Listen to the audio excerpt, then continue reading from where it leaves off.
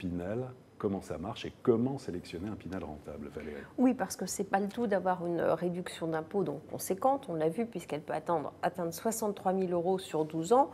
Encore faut-il faire un bon investissement. Donc on ne se contente pas de la carotte fiscale, entre guillemets, on va voir un petit peu plus loin. Donc comment réussir son investissement Pinel?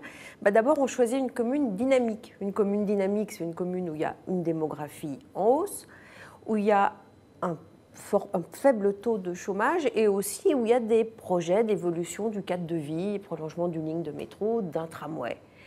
Et donc, à partir de là, on choisit déjà la commune. Alors, régulièrement, il y a des palmarès qui sont faits, des communes dynamiques. Alors, ressortent régulièrement Rennes, Toulouse, Bordeaux, bien sûr Paris. Et puis, en région parisienne, toutes les communes visées par le Grand Paris. Donc, ça peut être Aubervilliers, le Kremlin-Bicêtre, Villejuif.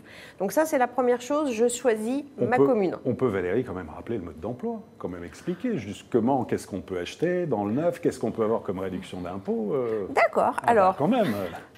Alors, on investit dans un logement neuf, on bénéficie d'une réduction d'impôt dont le taux varie en fonction de l'engagement locatif, 6 ans, 9 ans ou 12 ans.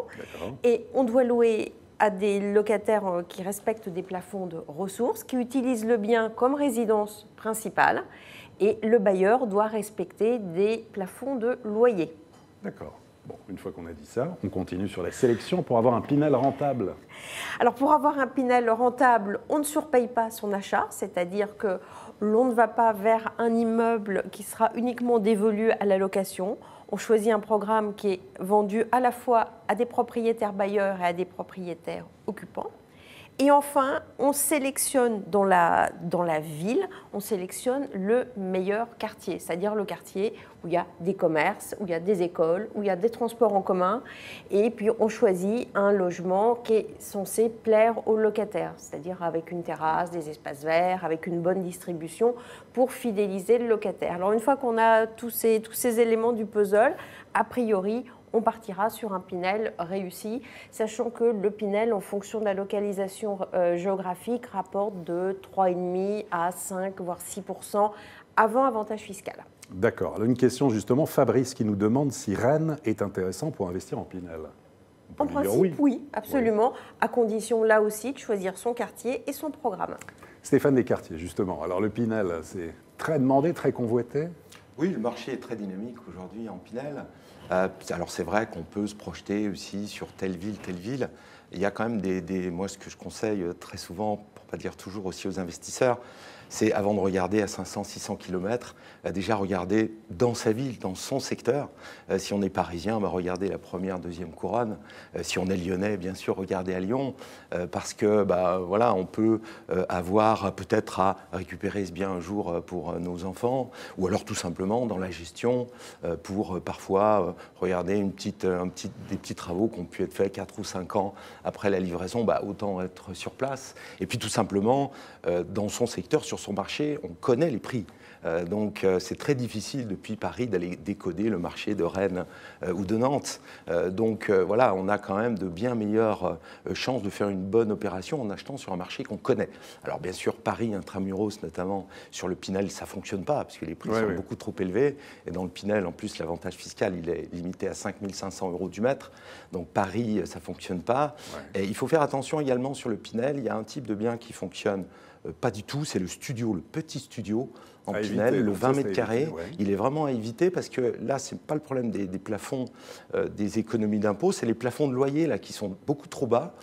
Par exemple, sur Marseille, un 22-23 mètres carrés, avec le plafond Pinel, vous ne le louez que 300 €, alors qu'un studio dans le neuf, à Mazargues, le marché, ça va être 450-500 € en marché libre.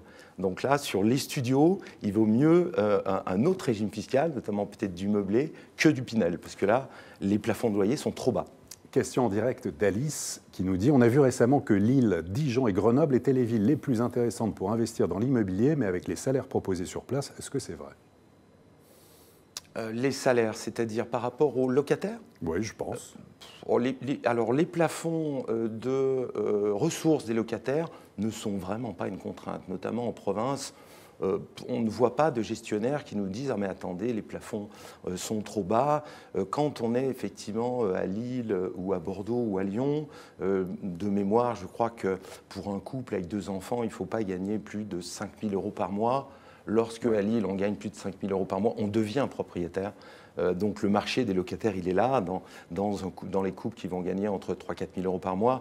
Donc les plafonds, notamment de ressources pour les locataires, ne sont vraiment pas une contrainte, enfin qui ne sont pas exprimés vraiment comme une contrainte de la part des administrateurs de biens, des gestionnaires. Un bémol autrement dans le neuf, c'est de faire attention, quand il y a des recours au permis de construire, on peut s'attendre à acheter et à pouvoir avoir la livraison au bout de 2 ans, et généralement, et très souvent même, on peut dire qu'il faut attendre 1 an de plus. Il y a énormément de promoteurs qui subissent de plein fouet en fait, ces recours au permis de construire. Oui, alors les recours, normalement, les promoteurs quand même doivent avertir les particuliers qui investissent si leur permis est purgé de tout recours. Donc, un investisseur qui va sur une opération doit être prévenu en amont, avant la signature du contrat de réservation. S'il réserve en sachant que toutes les purges n'ont pas été faites, c'est un petit peu assez risques et périls. En revanche, ce qui arrive bien souvent aux promoteurs, des retards de livraison qui ne sont pas forcément dus au recours, mais aux défaillances d'entreprise, à l'électricien qui dépose le bilan avant d'attaquer son chantier. Donc voilà, alors après, il y a bien souvent dans les contrats, les promoteurs s'organisent pour ne pas avoir trop d'indemnités. Mais enfin, c'est plus vers ce genre, malheureusement, de choses qu'on peut avoir des déconvenues sur les livraisons. On peut avoir des petites indemnités de la part des promoteurs, mais enfin, ça ne va pas chercher très loin.